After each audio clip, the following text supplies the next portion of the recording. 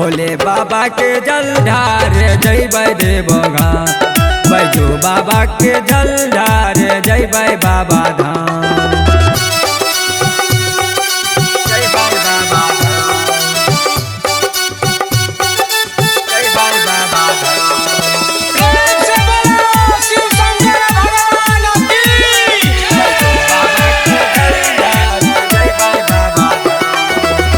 गंजी लेबै गेरुआ कलर हाफो पेंट रे, पेन्ही के काबर लेके जइबै पैदल रे।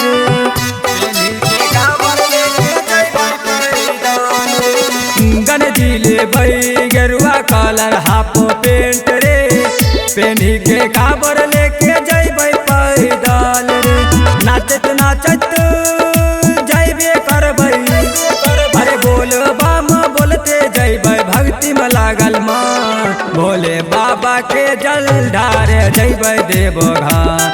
बैजू बाबा के जल ढार जइबै बाबा धाम।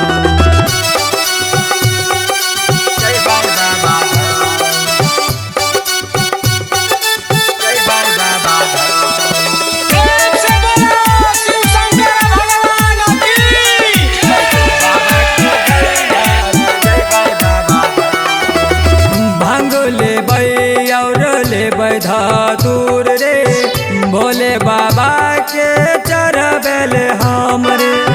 भोले बाबा के चढ़बेल रे, भांग लेबै और लेबै गांजा रे। भोले बाबा के पियल हमरे। भक्तो सब झुम रहलै, अरे भांग पी के डोल रहलै चिलम फूकै। भोले बाबा के जल ढार जइबै देवघर। बैजू बाबा के जल ढार जइबै बाबा धाम।